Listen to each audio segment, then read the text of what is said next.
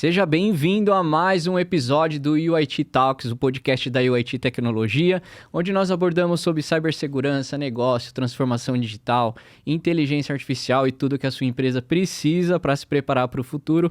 E o tema de hoje é um tema super importante, porque nós vamos falar de um segmento que é muito importante para o nosso país. É um segmento que movimenta tudo que acontece aqui dentro, que é o segmento portuário, e especificamente sobre o Porto de Santos. E eu estou aqui com a Fabiana Morgante, que ela é a gerente de TI da BTP, o maior porto da América Latina em número de movimentação de containers. Ela vai falar um pouquinho disso. E lá tem um desafio muito grande, porque quando a gente fala de área portuária, nós estamos falando de há 10 anos atrás, algo totalmente desconectado, onde as coisas não tinham nem conexão digital. E hoje nós estamos falando de um ambiente totalmente inovador, com uma preocupação muito grande na área de cibersegurança, que é muito importante nesse segmento, e a Fabiana vai trazer vários insights para a gente para poder ajudar você nesse descobrimento. Fabiana, obrigado pela presença, por ter se deslocado até nós, por participar desse dia conosco e estar participando de mais um episódio super especial. Bom, eu que na verdade tenho que agradecer, né, ao convite, estou muito feliz de estar aqui com vocês e vamos compartilhar aí bastante informação e conhecimento. Muito legal. Bom, a Fabiana, ela está à frente dessa operação da BTP na área de tecnologia, já há bastante tempo, eu quero que você conte um pouquinho disso. Tá bom. Mas, em conjunto, eu queria abrir também, porque a BTP, ela é um cliente nosso, ela é um parceiro de negócio já há bastante tempo, onde a Fabiana trouxe a UIT para dentro da BTP, e inclusive nós temos até um case publicado que está no nosso site, né, no nosso canal do YouTube, onde vocês podem acessar. E a BTP, ela é um parceiro de quase 10 anos já, junto com a UIT, um trabalho voltado à área de segurança da informação. E eu fico muito feliz de toda essa jornada, porque é muito difícil você ter uma parceria de tão longa data, né, e de confiança, ainda mais num ambiente de segurança que a gente sabe que cada vez fica mais crítico. Mas eu queria iniciar, Fabiana, que você contasse um pouquinho da Fabiana, quem é a Fabiana, um pouquinho da sua jornada. É isso aí. Bom, eu iniciei na área de tecnologia alguns anos atrás, muitos anos atrás. Fiz um colegial técnico na época, que não era muito comum, principalmente para mulheres. Depois iniciei a faculdade. Quando comecei no terceiro ano da faculdade, comecei a fazer estágio e nunca mais saí da área, né? Por coincidência, e sempre trabalhei com tecnologia dentro do segmento portuário, né, dentro da logística. Então, iniciei minha carreira numa empresa chamada Rodrimar, onde eu trabalhei 4 anos. Iniciei como estagiária e comecei a trabalhar como CLT. Primeiro nessa parte de suporte, depois infraestrutura, rede. E aí, no finalzinho, um pouquinho antes de eu sair, comecei a olhar um pouquinho com mais carinho, né, para a parte de sistemas. E aí foi onde eu desenvolvi a maior parte da minha carreira, né? Porque aí eu troquei de empresa, fui para um outro terminal, para Santos Brasil, no qual eu trabalhei durante 12 anos. E aí esses 12 anos foram voltados exclusivamente para a área de sistemas, primeiro como desenvolvedora e depois com o meu primeiro cargo de gestão. E aí, 12 anos depois, estava na hora de alçar outros voos. E aí acabou coincidentemente vindo a BTP para a minha vida.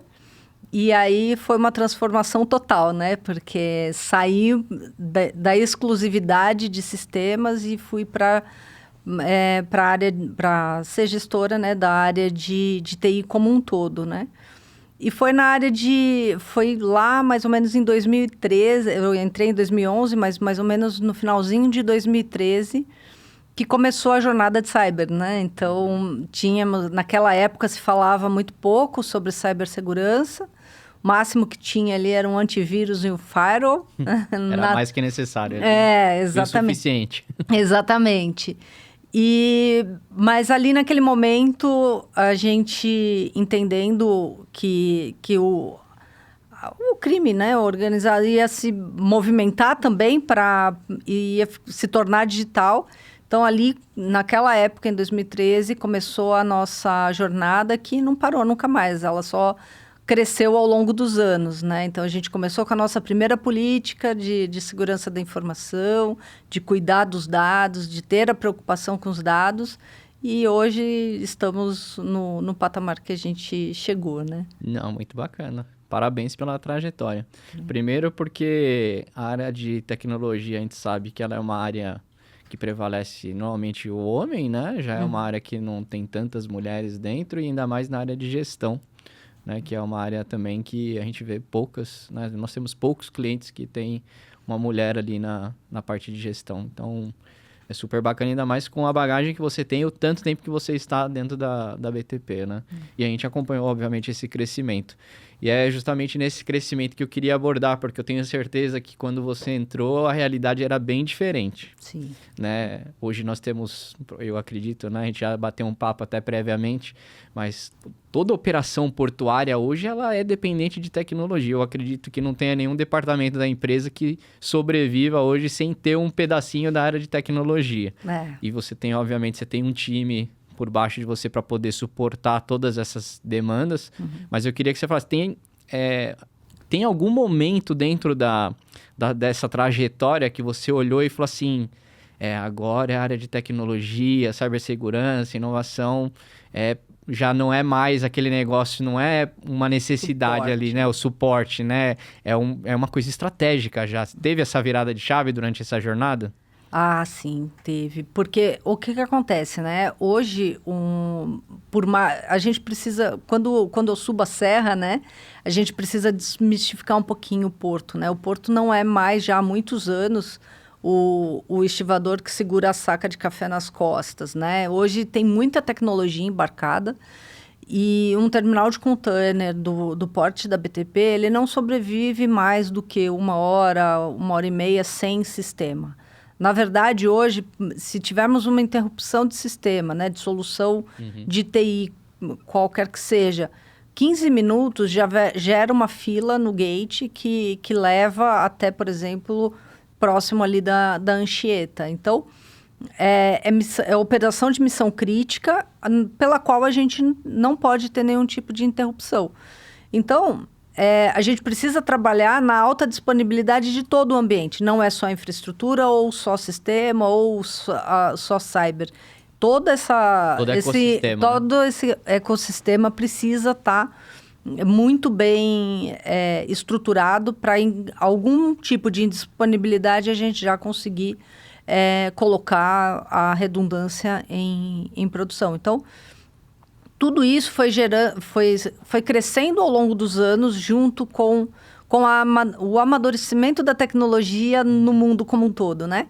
Então, a gente começou lá de servidores físicos, de várias máquinas fisicamente, até para ser o primeiro terminal no Brasil, uma das primeiras empresas a trabalhar com hiperconvergência numa cloud interna.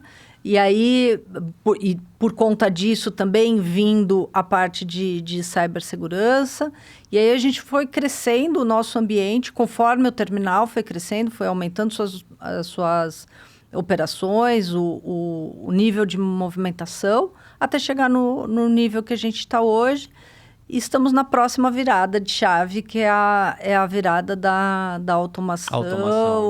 Automação de processos, automação de equipamentos. Então, hoje é a próxima jornada que a gente já iniciou e tende a deixar mais madura de hoje para mais alguns anos. Legal.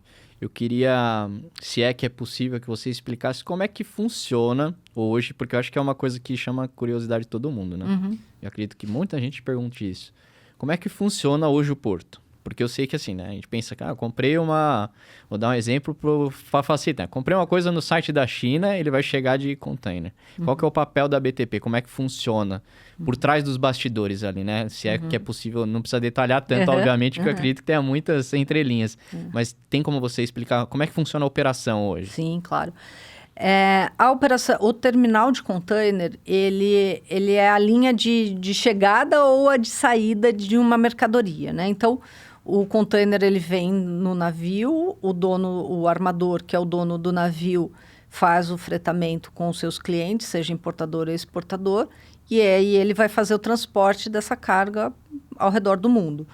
Quando ele chega na BTP, e aí vou falar, são algumas operações, né? Operação de embarque ou a operação de descarga. E dentro da operação de embarque, você tem uma série de regulamentações para seguir e de procedimentos para cumprir. E é a mesma coisa na parte de importação. Não é porque ela descarregou do navio e está depositada no pátio da BTP que essa carga já está nacionalizada. Isso não tem todo um processo. Tem todo ali, um processo né, de desembaraço da carga junto aos órgãos anuentes. Então, demora um tempo, uma questão de dias ali, até fazer o completo desembaraço e a gente poder fazer a entrega via gate para esse importador ou para um outro terminal, seja qual for o destino da carga, né? Então, essa basicamente é a operação da BTP, embarque e descarga dos containers dos seus clientes, que são os armadores, e para a parte de importação, a armazenagem de pátio enquanto essa carga ainda não está desembaraçada. Tá. E como que era isso sem tecnologia no começo? Olha, no começo era bem complexo, porque, por exemplo, um navio hoje que você leva em torno de 24 horas para operar, você demorava uma semana para fazer a operação. Diferença. Exatamente, porque você tinha toda uma parte documental, você tinha equipamentos que não tinham, os equipamentos operacionais, aí eu estou falando, né? Os equipamentos operacionais não eram tão robustos como eles são hoje. Então, a operação era muito mais complexa, era tudo muito mais manual. Então, você tinha listas, né? A pessoa que trabalhava no pátio, ela ia com uma lista papel na mão com aqueles containers que iam descarregar. Hoje é tudo automatizado, sistematizado. E então, você recebe aquele serviço, né? Aquele job via tablet. E aí, o colaborador faz a confirmação do embarque ou da descarga desse container, né? Legal. E provavelmente os riscos mudaram, né? Porque hoje, obviamente, os riscos são conhecidos, mas são variáveis que a gente tenta remediar, mas eles estão sempre aumentando. Na época você tinha outros tipos de riscos, né? Porque eram riscos que você atrelava até mais ao lado das pessoas que estavam ali no próprio porto. E a gente sabe que o porto ali, você tem regulamentações, você tem a Polícia Federal, você tem todo o desembaraço ali que você tem que fazer, você tem os órgãos, né, que fazem o controle de tudo que está entrando, tudo que está saindo, até porque é um lugar que tende-se a ter um problema para o tráfego de coisas que são ilícitas que não pode nem sair nem entrar, né? Em termos de tudo que envolve ali, dos riscos, você acredita que o risco hoje ele é maior ou menor que antes da tecnologia? Ou se é porque é possível fazer esse tipo de análise? Porque é uma pergunta difícil. É uma pergunta bem capciosa. Na verdade, eu acho que o risco ele sempre existiu. O que ele muda é a forma como ele... E a escala pelo qual ele consegue fazer. Quando você tem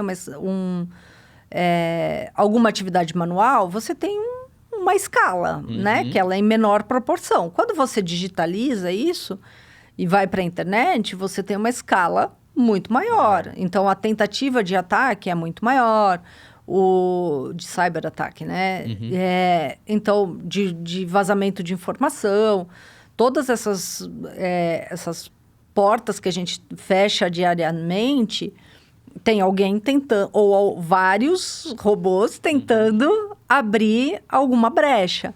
Então, essa guerra que a gente vive diariamente é a do bandido mocinho, né? Onde a gente trabalha para manter bloqueado e para que o cyberataque não chegue a ser concretizado, né? Mas a gente está ali arduamente trabalhando para fazer o bloqueio, né? Então, mais do que ninguém, a gente sabe o quanto o Brasil sofre tentativas de ataque, de cyberataque, e mais especificamente as bordas, né? Porto, aeroporto, todas essas bordas, elas também sofrem forte tentativa exatamente pelo negócio que elas transitam, né? Então, Hoje não, já há alguns anos todo mundo fala que o novo petróleo é o dado. Então, tá todo mundo tentando roubar o dado, né? E hoje, na verdade, o perímetro já não é mais a parte física, né? A gente já não tem mais aquela limitação física, né? Expandiu, né? Porque se está tudo conectado, você tem conexão, né? Você falou do tablet. Provavelmente o tablet hoje é o tablet, mas antes era uma folha de papel, era um formulário que tinha que ser preenchido ali. Então, você tinha um bloqueio. A partir do momento que você coloca no tablet, esse tablet já está conectado com o sistema, que já está enviando esse dado para outro lugar, enfim, né? O perímetro já não existe mais, né? A parte física. Então, você tem essa preocupação de colocar ali controles, né, para poder ter essa gestão. E eu acho que é um grande desafio que a gente ajuda vocês. E tem um outro ponto que eu acho super legal, a gente já está há bastante tempo com vocês e com outros clientes da área do portuária, não só na parte portuária, mas de logística no geral. E eu vejo que vocês têm um grande diferencial. E aí, depois até dando uma olhada, acho que isso aí até faz parte do slogan de vocês, que é a parte de inovação. Porque quando a minha experiência que eu tive no Porto, primeiro que o Porto, ele é um lugar beira-mar ali, né? Não é igual escritório que tem a pessoa limpando ali, que tá tudo limpinho, é tudo branquinho, nada. É uma área aberta, né? Uma área que você tá recebendo carga, enfim. É um ambiente diferente de um escritório corporativo. É um pouco mais hostil. É um pouco mais hostil. É uma boa colocação. É um pouco mais hostil. Então, quando você olha isso, você tem uma impressão, você fala assim, aqui inovação acho que passa bem longe. E aí, quando você conhece a operação da BTP, vocês têm vários projetos e eu vejo que vocês estão sempre, eu acredito que isso tenha muita, pela sua pessoa de estar ali à frente, de estar inovando num ambiente totalmente hostil, vamos dizer assim, né? Então, isso é um grande diferencial. Eu queria que você falasse um pouco disso, porque depois a gente vai entrar em alguns projetos que eu até levantei de vocês, porque é fantástico, é um case super bacana, né? De exemplo, não somente na área portuária, porque a gente visita outros clientes que têm a mesma dificuldade, só que às vezes o gestor ele tem dificuldade de conseguir fazer com que esses projetos de inovação vão para frente. Na verdade, assim, não é nem só por ser um ambiente hostil, né? Mas principalmente por ser um ambiente tradicional, né? Então, esse tradicionalismo acaba dificultando um pouco e criando algumas barreiras que a gente precisa trabalhar com calma para poder conseguir levar a inovação. A BTP é uma empresa relativamente nova, né? Ela nasceu em 2007, mas iniciou suas operações em 2013. Então, temos aí pouco mais de 10 anos de operação. E talvez por ser jovem, né, ela vem muito com essa marca. E não está só no slogan, né, do acreditar e inovar. O slogan é acreditar e inovar. Bacana. Exatamente. E esse slogan vem com a gente já há muitos anos também. E a gente tem feito e tem trabalhado muito exatamente nessa... Eu sei que virou uma palavra muito comum, corriqueira, mas nesse caso aqui se aplica. Que ela veio para ser disruptiva no negócio. Não só como tecnologia, mas como um todo, né? Na operação, na forma que ela opera, na forma como ela trabalha, na parceria que ela firma com os clientes e com os fornecedores. São parcerias longevas. A gente preza muito por isso. Eu, particularmente, prezo muito pela... Eu acredito que empresas são feitas de CNPJs, mas são geridas por CPFs. Perfeito. Que nos fazem diferentes em algum momento do nosso processo. Ou para melhor ou para pior, mas nos fazem diferentes. E as parcerias, elas se tornam longevas exatamente por conta disso, né? Porque na hora que um precisa, o outro está lá para dar o suporte e vice-versa. Então, isso solidifica, né? Isso faz com que a gente consiga inovar, consiga fazer os projetos de inovação. Eles não são simples. Às vezes, a dor do pioneirismo é bem puxada, né? Nós tivemos alguns percalços aí ao longo da nossa trajetória, mas é o preço da inovação, né? Então, quando fomos lá o pioneiro em implementar a hiperconvergência, poucas empresas no Brasil tinham esse conhecimento. Poucos especialistas, mesmo os vendors, né, mesmo os especialistas no assunto, tinham poucas experiências no mundo real, no mundo produtivo. Poucos casos de uso, né? Poucos casos de uso, pouca vivência, né? Então, você pode conhecer muito do teu produto, você conhece muito do que a pessoa que desenvolveu o produto colocou ali no manual de best practices, mas na vida real... É outra, né? É Experiência outra, de outras exatamente. coisas. Então, isso vem vindo ao longo do tempo e a BTP, por ser uma empresa que acredita e inova, ela investe nisso e entende que isso faz parte do crescimento. Esta dor faz parte do crescimento, né? E aí é onde a gente consegue fazer as implementações e, graças a Deus, até hoje, foram todas bem-sucedidas. Não, muito bacana. Eu tive uma experiência, acho que no começo, não somente a BTP, eu também visitei outros portos, né, que são clientes nossos, em Santa Catarina, lá em Recife. E eu lembro que tinha... Bom, primeiro que quando você vai lá e tem aquela parte de você escanear o container, que você passa no raio-x, essa operação, quando eu visitei a primeira vez, eu olhei e falei assim, nossa, tem um operador por scanner. Eu falei, isso aqui podia ser conectado numa central e fazer isso aqui remotamente e o cara não precisa nem ficar exposto aqui nessa radiação, porque ali é uma máquina que tem radiação e tudo mais, né? Eu falei, essa pessoa podia fazer. Aí eu até comentei com o pessoal da operação, eles falaram assim, a gente até já pensou nesse tipo de projeto.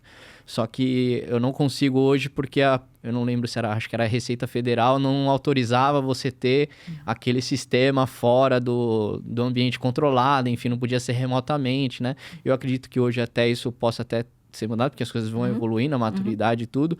Mas eu queria citar isso como um grande dificultor, porque por mais que a gente tenha boas ações, às vezes, no ambiente tradicional, você tem regulamentações que te impedem de fazer muitas coisas. E eu vejo que vocês estão à frente. Eu visitei outros portos e eu tive experiências, por exemplo, de chegar no porto, o porto tá parado porque o Wi-Fi parou. E eles eram totalmente dependentes do Wi-Fi, a operação totalmente dependentes. E aí linkou com um projeto que eu li, que vocês apresentaram, que vocês colocaram, não sei quando que foi feito, mas é um projeto bem bacana, que vocês substituíram essa parte de conexão via Wi-Fi pelo 5G privado, que é uma coisa que eu acho fantástico, assim, eu sou muito fã, porque eu acredito que isso é uma grande evolução para a área industrial. Sim. Né? E eu queria que você falasse um pouco desse projeto, porque esse projeto é bem legal. Eu me empolgo, então me corta. Então, esse projeto, ele foi um dos disruptivos ali pra gente, exatamente porque quando a gente começou a pensar nele, ainda não tinha nem acontecido o leilão do 5G aqui no Brasil. A gente começou anterior a isso, né? Então, na verdade, a gente precisava fazer um refresh do nosso ambiente, né? Da rede outdoor. E aí, para a gente trocar lata por lata, né? Trocar uma solução por outra mais nova, isso não funciona para a gente ali, principalmente da área de TI, né? Então, nós tem que ter melhoria, né? Exatamente. Então, quando a gente começou a conversar com alguns parceiros para fazer o refresh, algumas propostas vieram até mim, né? E era simplesmente uma simples troca de... Exatamente, eu vou trocar garantia, né? Eu pego uma garantia vencida, um fim de vida útil por uma nova. Falei, não é isso, não pode ser isso, né? A gente precisa trabalhar e olhar para frente, olhar para o futuro do terminal. E o futuro do terminal não é daqui 2 anos, 3 anos. O futuro do terminal é maior do que isso. E aí foi quando a gente começou a falar sobre o LTE, a princípio, né, o 4G, porque era o que tinha disponível, né, no Brasil. E aí, por conta disso, só que o LTE também tinha algumas limitações de frequência. E ainda não era aquilo. Eu sabia que faltava alguma coisa. Só alguma coisa a mais. Exatamente. E aí tinha a Europa já falando em 5G, e a gente já vendo essa movimentação ao redor do mundo. Ásia, então, nem se fala, já tinha terminais usando o 5G. Eu não estava satisfeita com aquela situação, e aí a gente sempre consultando para ver se tinha alguma ideia de quando o 5G estaria disponível no Brasil, até que começou a tomar um pouco mais de forma o leilão do 5G no Brasil, né? Começou a se falar mais, foi mais para mídia, e aí começou a tomar um pouco mais de corpo isso, e a gente estava no meio do estudo. Até que, e aí a gente, não tem como fugir, naquela época eram as 3 principais operadoras de telefonia no Brasil, então não tinha como fugir disso. Uma delas, que foi a que a gente acabou firmando a parceria, nos trouxe a oferta que eu queria ouvir. Na verdade, eles trouxeram a oferta que era o 4+5. Uhum. Na verdade, era, enquanto não tivesse o 5G, eles nos forneceriam a solução 4G e assim que liberasse, né, assim que houvesse o leilão, eles trocariam todas as nossas antenas pela solução do 5G. Eu falei, bom, agora estou começando a falar a minha língua e estou começando a chegar perto daquilo que a BTP precisa, né? Que é um pensamento mais futuro, né? E aí fomos desenvolvendo a conversa, e o leilão chegou no meio do processo. Então, a gente não precisou implementar o 4G e aí a gente focou exclusivamente na alta disponibilidade desse ambiente. Então, aí a nossa estrutura da rede privativa, ela já nasceu olhando para alta disponibilidade. Então, hoje a gente já tem uma redundância suficiente para nos garantir essa disponibilidade que é essencial para a operação, porque realmente um terminal de container não funciona sem uma rede outdoor. E a parte de segurança dessa rede, como é que funciona? Então, por ela ser uma rede privativa, só os dispositivos da BTP têm acesso a essa rede. Tá. E nenhum desses dispositivos tem saída para a internet. Perfeito. Então, é bem mais seguro, né? Sim. Até mesmo do que uma rede Wi-Fi Você outdoor. pode até enxergar, mas você não consegue conectar na rede. Legal. E a parte portuária, a gente sabe que ela tem, e estão sobre a sua gestão, 2 frentes. IT e OT, né? IT é a rede corporativa, né? Que a gente sabe que estão as máquinas conectadas, os PCs conectados e está tudo funcionando, os funcionários trabalhando e tudo mais. Eu acredito que vamos dizer assim, que a maioria das empresas tem até a maturidade ou tem um conhecimento sobre essa esfera. Quando a gente vai para a área industrial, e aí a área portuária está ligada a isso, a rede OT ela se torna, primeiro, que ela está ligada ao core business da empresa, e ela é uma área que ela não tem o nível de maturidade, nem nas pessoas, nem nos processos e muitas vezes na tecnologia. Hoje a gente já tem até muito mais conhecimento sobre isso. Mas não é uma área, até porque a parte de tecnologia, ela evolui muito rápido, né? Você troca as máquinas, troca tudo, e depois vem um sistema operacional diferente, é uma tecnologia diferente e tudo conectado. Isso que é o pior de tudo, né? Pior não, né? Ou o melhor de tudo, mas para a parte de cibersegurança é o pior de tudo. Então, se você gera um problema. Como que é feito na sua cabeça ali, na sua gestão, né? Eu sei que isso está se tornando cada vez mais essencial ali em termos de discussão dentro da parte executiva. Como é que é feito isso, essa gestão, as preocupações? Como é que funciona essa questão de você cuidar tanto da área de IT quanto OT? Então, nós falamos dessa jornada também, que também virou uma palavrinha da moda, mas também cabe para esse caso. Mais essencial, né? Nós começamos mais ou menos em 2021, falar da rede de automação, falar de segurança da automação industrial. E desde essa época, a gente... Não, desculpa, 2021 não, é anterior a isso, 2019. 2019, porque 2021 já estava na pandemia. Em 2019, a gente começou a falar sobre cibersegurança para automação. Obviamente, num momento diferente do que eu vou falar daqui a pouco, mas estruturamos uma parte não chegamos no nível pelo qual eu gostaria de já estar agora. Eu sei que cabe melhoria, como tudo, na verdade, né? A gente sempre precisa evoluir, principalmente no que diz respeito a cyber. Mas especialmente na parte de OT, a gente conseguiu também trazer um patamar bem diferenciado do restante da comunidade que a gente atua. E agora o hoje eu arrisco dizer que o departamento de cyber, né, a parte ali de cyber que a gente trabalha, está olhando muito forte, não mais forte, mas tão forte quanto para a parte de OT, exatamente para o nosso futuro. Né? Porque estamos numa fase atualmente de troca de alguns equipamentos de dentro da BTP, equipamentos operacionais. Da operação ali, né? Isso, da operação. E esses equipamentos, eles vão vir com uma série de dispositivos que são extremamente essenciais para a nossa operação e que eles sim vão impactar em larga escala se houver algum tipo de indisponibilidade do ambiente. Porque hoje a nossa rede de IT parada, ela impacta muito fortemente no gate, nas operações, óbvio. Porém, dependendo do que... Se não parar toda a operação, você consegue manter algum nível operacional do seu terminal. Porém, com essa nova etapa, fase da vida da BTP, um problema nessa rede, nessa infraestrutura de OT, ela vai estar diretamente impactando o negócio da BTP, impactando os nossos clientes que vão ser impactados por toda a cadeia logística, né? Nós vamos acabar impactando toda a cadeia logística.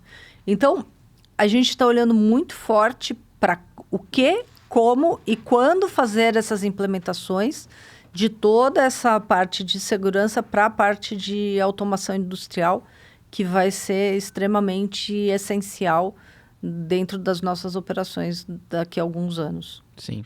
Então, quanto maior o nível de automação, maior a dependência que você tem da tecnologia, Exatamente. Né? Então, às vezes o pessoal compra e vende a ideia da automação como ela é realmente essencial e faz a diferença no nosso negócio, mas existem preocupações que a gente tem que tomar sempre que a gente automatiza, sempre que a gente coloca alguma coisa interconectada ali para poder fazer com que, se em algum momento tiver um problema e a gente tem que estar sabendo que esse problema vai acontecer, né, parada, enfim, tudo tem que estar ali muito bem dentro dos processos, que isso vai impactar o negócio. E é o que você falou. À medida que você não tem automação, você dá um jeitinho ali, consegue ainda fazer com que a sua operação continue. A partir do momento que você está 100% com automação em cima dos processos e da execução do seu negócio, você depende 100% daquilo. Né? E não dá mais para parar, não tem mais janela de parada. Não tem.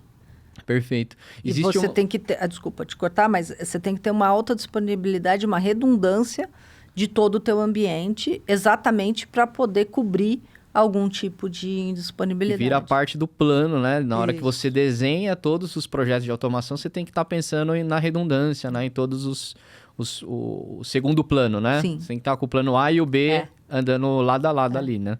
O B tem que ser A e o A tem que ser B. Perfeito. E os dois têm que trabalhar junto, né? Dar o mesmo resultado. Tem um outro ponto que, como eu comentei, né? Vocês têm muitas conexões com vários sistemas externos, os órgãos, né? Que faz fiscalização e tudo mais. Esse é um desafio. Sim. Sempre foi, né? Sempre. Acho que é um desafio. E com essas mudanças, essas automações, essas coisas novas, tá gerando um impacto maior? Eles estão mais flexíveis, como eu dei o exemplo, né? Algumas coisas eles limitam, mas como é que está essa relação hoje e como que você lida com essa preocupação de conectar tudo? Porque hoje a gente sabe que não adianta você cuidar somente do seu. Porque se você tem a sua base de dados compartilhada com um terceiro, né? Ou um terceiro tem acesso à sua base de dados, você tem uma vulnerabilidade. Você tem ali um acesso de alguém que ele tem um poder X que você pode determinar, mas ele tem acesso à sua informação, à sua infraestrutura. E tudo é impactado. Como é que vocês lidam com isso hoje? Essa preocupação de manter todos... Hoje nós precisamos fazer conectividade com 17 sistemas diferentes de órgãos anuentes em geral, né? E manter tudo isso estável faz parte do nosso planejamento dessa infraestrutura, dessa arquitetura de sistema que a gente criou hoje, né? E tudo isso gera um custo operacional de TI, né? E porque a gente precisa não só estar com alta disponibilidade, mas ter a qualidade do dado do que a gente está trafegando e transmitindo para esses órgãos anuentes. Então, todo esse trabalho que a gente executa, é pensando nessa qualidade de dados. E aí, a parte boa de sermos uma empresa jovem é que nós não temos grandes softwares legados, né? Que Então, isso é um grande uma problema, né? base de dados descentralizadas, em bancos, alguns às vezes até obsoletos, a gente não tem esse cenário. Hoje a gente tem uma arquitetura um pouco mais enxuta e isso nos beneficia no que diz respeito a essa transmissão de dados e essa qualidade do dado. Mas isso não quer dizer que não tenhamos trabalho e não tenhamos riscos, né? Que a gente precisa trabalhar diariamente ali para mitigar, principalmente no que diz respeito a cyber. Porque, às vezes, a tecnologia que é usada para uma determinada transmissão não é mais a mais segura e a praticada no mercado, porque, de um lado, a gente consegue ter a força e a atração para atualizar o nosso ambiente e mantê-lo de uma forma up-to-date, não up-to-date da tecnologia, que hoje em dia não dá mais, não né? Dá. Mas um pouco mais próximo da realidade de mercado, né? Atualização do sistema operacional, de ferramentas, ferramenta de desenvolvimento, versões, tudo. Mas, do outro lado, você tem toda uma estrutura que nem sempre consegue andar neste mesmo ritmo. Então, manter a segurança desses dados é muito complexo e gera toda uma atividade ali de governança dentro do nosso departamento para permitir que a gente entregue com qualidade a informação para os órgãos anuentes. Sim. E tem uma preocupação com terceiros, né? A gente teve casos aí de públicos, né? Acho que foi do Banco Central, né? Que um terceiro tinha acesso, vendeu a credencial e aí transferiram 1 bilhão e pouco usando a credencial dele. E aí nós estamos falando de um terceiro, né? Nós estamos falando de uma empresa, parceira e tudo mais. Existe uma preocupação do lado da BTP, eu acredito, e aí eu queria que você comentasse isso, de quando vai pegar um parceiro, de saber se aquele parceiro está preparado, se ele tem segue as melhores práticas, se preocupa com... Hoje a gente tem LGPD, tem outras regulamentações, mas da preocupação do parceiro em si de contratar um parceiro que esteja ali se preocupando realmente com cibersegurança. Por que eu falo isso? Porque na UIT a gente se preocupa muito em estar, né, seguindo as melhores práticas, com N regulamentações, e a gente tem falado muito para os clientes. Porque a gente fala assim, cliente, se você não está se preocupando, o seu cliente vai exigir de você lá na frente que você esteja se preocupando. Exato. E se você fizer isso anteriormente a ele se preocupar, provavelmente você vai ter um diferencial lá na frente até da sua concorrência. Porque na hora de uma decisão do seu cliente, ele vai decidir por você porque você já se preocupou e está preparado com isso. Eu queria que você falasse um pouquinho disso, porque eu acredito que isso seja uma preocupação de vocês. Sim, né? é bastante, principalmente... Ali, a parte de governança da empresa como um todo tem muito esse foco, até por conta da característica do nosso negócio, né? Nós somos uma concessão, então a gente precisa seguir uma série de ritos legais, e aí por conta disso já eleva o nível de exigências na empresa como um todo. E dentro da área de tecnologia, exatamente por conta da preocupação com cibersegurança, também temos uma série de procedimentos pelos quais os clientes precisam seguir, desde da simples troca de senha periódica até o controle de acesso daquele determinado fornecedor dentro da nossa rede, a segregação de função, o controle de perímetro ali onde ele está trabalhando. Então, tem toda uma atividade paralela que acontece antes, durante e depois que esse parceiro trabalha ou trabalhou na empresa. Então, quando ele, por exemplo, termina se não é um contrato recorrente, né? Se é alguma coisa mais pontual, por exemplo, ele entra, faz faz aquela atividade, assim que ele termina, o credenciamento dele já é desligado automaticamente pelo sistema, e a gente tem toda a governança desse histórico do que foi feito por ele durante aquele determinado período pelo qual ele trabalhou. Então, todas essas são alguns detalhes que parecem pequenos, mas que podem nos garantir, nos dar a segurança para manter a nossa rede estável, que é o que a gente tem trabalhado dioturnamente, exatamente. Eu não lembro se vocês tiveram algum, acredito que não, porque senão nós saberíamos de um incidente. Graças a Deus, né? Tomar que continue.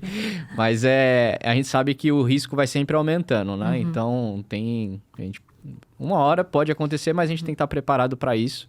E a gente trabalha justamente para minimizar isso ou afastar e jogar lá para frente se isso for realmente acontecer.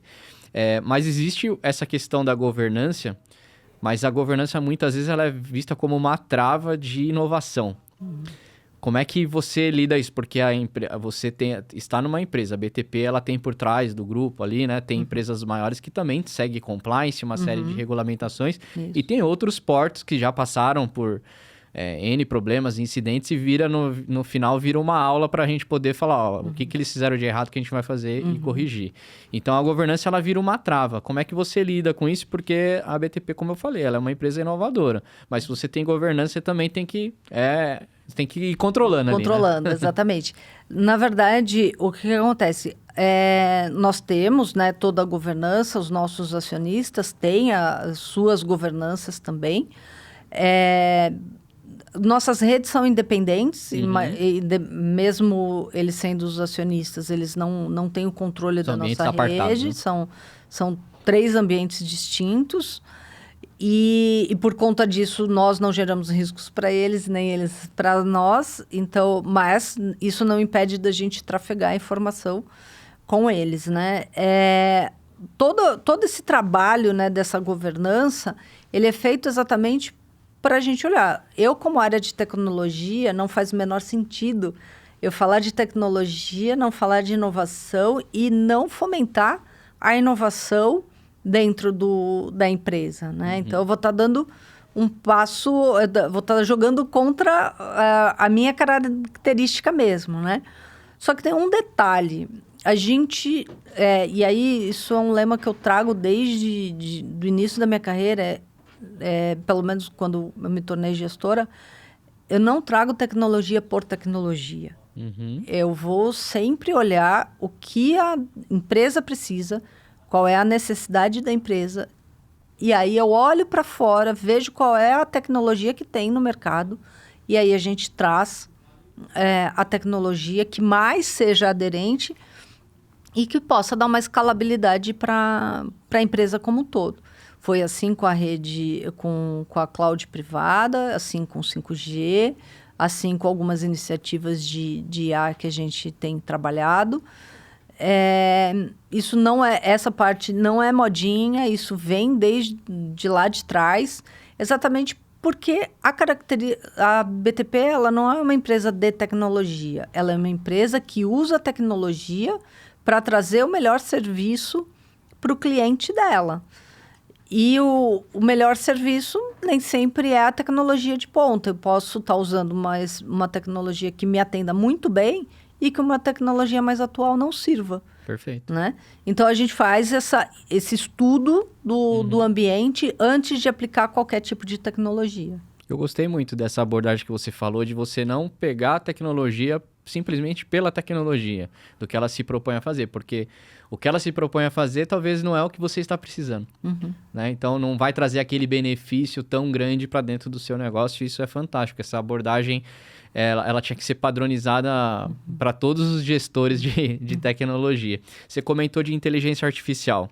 É um tema que está no nosso dia a dia, né? É algo que não temos como fugir. É o hype. É o hype e vai ser por muito tempo, provavelmente, porque ela tem mudado realmente todos os processos e tudo que a gente está criando hoje dentro das empresas, né?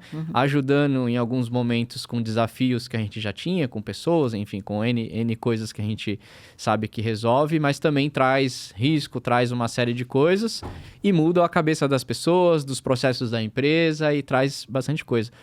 Eu sei que vocês já estão com algumas iniciativas e eu queria que você pudesse compartilhar com a gente o que vocês estão fazendo e como que a Fabiana está vendo o que a inteligência artificial vai trazer de benefício para a BTP nos próximos anos.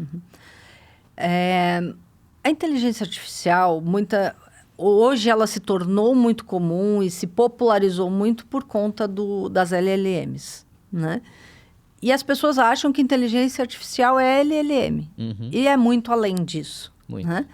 Então, nós começamos lá atrás já também, mais ou menos em 2021, falar de inteligência artificial. Né? E aí, mas eu vou usar a palavra de novo, mas eu não sei uma outra. E aí a gente iniciou essa jornada lá atrás. Né? E como que nós iniciamos essa jornada? Cuidando dos nossos dados. Então, quando eu falei lá da nossa arquitetura, que é uma arquitetura enxuta, nós viemos nos preparando desde de uma mudança de versão do nosso ERP. Depois nós trocamos o software, que é o TOS, né, que é o Terminal Operation System. Trocamos por uma outra solução, e essa solução nos trouxe uma escalabilidade melhor para a área operacional e uma configuração melhor dos dados que a gente tinha, operacionalmente falando, integrado com sistemas que a gente tem internos, né, que foram construídos ali, tailor-made. Então, essa arquitetura toda foi o início da nossa jornada de IA, porque não tem como falar de IA sem falar de dados, sem falar É a base de tudo. Exatamente. Então, e aí, lá atrás, a gente começou a fazer isso e hoje a gente consegue entregar, estamos trabalhando em algumas iniciativas de inteligência artificial para dentro da empresa. Iniciamos primeiro para testar com a gente, dentro de TI, dentro de casa mesmo, para entender como funcionava, quais eram. Então, foi o primeiro... a primeira LLM ali que a gente criou foi para uso interno mesmo, para nos ajudar na parte de verificação da qualidade do nosso software, do que a gente desenvolve junto com as empresas parceiras. Depois nós criamos um assistente para uma das áreas da empresa, que é da área de manutenção. Então, hoje esse assistente já está em produção. O engenheiro, hoje, ele pode consultar os procedimentos, qual é a melhor prática, quais foram as últimas manutenções feitas naquele determinado equipamento operacional, o que ele vai precisar fazer de corretiva naquele equipamento por conta do tempo de uso. Enfim, ele tem uma série de coisas ali que ele consegue fazer hoje, aliado ao assistente, que ele gastaria muito tempo manualmente falando, né?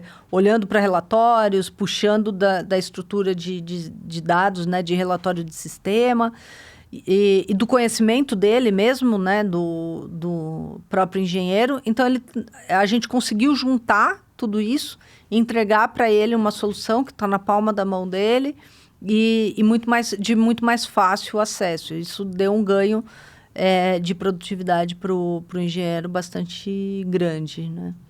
E hoje a gente quando fala de cidades, né? A gente tem aquela questão do Smart Cities, onde a gente fala de cidades inteligentes, onde você usa a IoT para poder correlacionar informações e tudo que está acontecendo para tomar decisões e aí se precaver desde um problema de assalto, alguma coisa dentro da fábrica que está fugindo, né? Pessoal do varejo usando para a parte de controle de estoque, enfim, cada um vai aplicar de um jeito. Existe negócio de porto inteligente? Temos. Tem, né? E quando você olha no futuro, o que você acha que vem por aí? Para onde a BTP está indo? O que está vendo de novo? O que a Fabiana tem visto dentro desse mercado? Para onde que a gente pode esperar? Falar assim, não, no porto lá na frente, provavelmente a gente vai ter essa tendência. Olha, além das automações, né? Eu acho que a automação, até a palavra errada para se usar, é o controle remoto das nossas operações, porque eu não tô deixando de ter uma pessoa trabalhando na execução daquele determinado job, né? Naquela determinada tarefa. Eu estou tirando ela de um ambiente hostil e colocando ela num ambiente de escritório. Controlado, onde ela... controlado no nível de comodidade para ela, né? Então, ele vai ter toda a visibilidade da operação sem gerar um risco para a pessoa, né? Então, A gente vai melhorar a qualidade de vida desse colaborador. E aí, baseado nisso, a gente vai precisar ter uma sensorização de todos esses equipamentos e um monitoramento muito mais assertivo e muito mais dinâmico do que a gente tem hoje. Né? Porque hoje, quando um equipamento quebra, você para aquele equipamento na operação e é feita a manutenção, o estudo do que aconteceu, enfim. Porém, agora, com essa nova geração de equipamentos, a gente vai ter toda essa sensorização e a gente vai poder fazer uma governança muito melhor desses equipamentos. Então, quando ele vai precisar de uma manutenção preventiva, preditiva e a reativa, eu espero que seja muito menor a incidência do que a gente tem hoje, exatamente por conta de todas essas sensorizações que a gente pode ter. Para o colaborador que ainda assim vai precisar estar na área de pátio, por exemplo, hoje a gente já tem uma função que é para safety, né? Um exemplo, né? Do que hoje já está em produção, que é uma pessoa que a gente chama de trabalhador solitário, né? Que ele está ali naquela função fazendo sozinho. Hoje ele, por exemplo, tem uma função dentro do equipamento que ele usa, que é o man down. Então, se ele cair, se ele tiver um mal súbito e tiver algum problema, e vai alarmar esse recurso dentro da área de saúde ocupacional e alguém vai até esse colaborador para saber se está tudo, se ele não responder dentro do equipamento, alguém vai até o encontro dele para identificar se ele teve algum problema de saúde, alguma coisa desse tipo. Essa é uma das coisas que a gente já implementou, já faz alguns anos, que está implementada, está funcionando. Tem outras várias coisas. Por exemplo, que a gente está trabalhando em relação a EPIs, né? A obrigatoriedade do uso de EPIs dentro da área operacional, e aí a gente vai usar a inteligência a nosso favor para fazer o monitoramento se essas pessoas estão realmente usando o EPI ou não. Isso é uma outra função que é possível, né? Que é a sensorização vestível, né? E aí o controle de cerca, né? Olha, esse colaborador, ele pode estar naquela área, esse daqui ele não pode estar em determinada área do... Então, vai gerar o alerta também muito desse mais seguro, controle. né? Muito mais seguro, olhando e focando, porque a BTP também tem um lema que é a vida é a carga mais valiosa, né? Perfeito. Então, trabalhar com segurança é o principal. Né? Ainda tem aquelas plaquinhas, estamos há tantos dias sem acidentes, né? Existem. Que bacana. Tem que ter, né? Porque não é uma data para se celebrar, né? É um momento para se celebrar. Você trabalhar com segurança é uma coisa que ninguém quer, nenhum gestor quer, é precisar passar a mão num telefone, ligar para a família, falar que seu parente sofreu um acidente ou teve algum problema, né? Não, então, com certeza. Eu acho que isso daí é o grande pesadelo de qualquer gestor. E para a BTP não é diferente disso. Isso é um drive muito forte, não só da BTP, mas dos dois acionistas também, né? É uma preocupação e é genuíno. Então, lá ninguém precisa... Se você não se sentir seguro para fazer uma determinada função, você não faz. Né? Perfeito. Então, essa é a diretriz que a gente recebe. Bacana.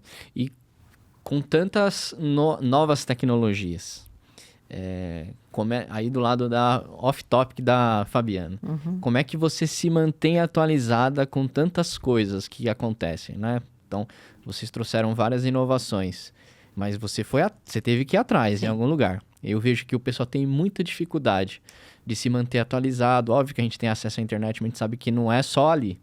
O que a Fabiana faz de diferente? O que você coloca no seu dia a dia ou ao decorrer do seu ano, o seu plano estratégico de inovação da Fabiana para poder se manter atualizado? Como é que você faz isso? Bom, eu sigo a orientação que o paraninfo da minha faculdade me deu no discurso dele da nossa formatura.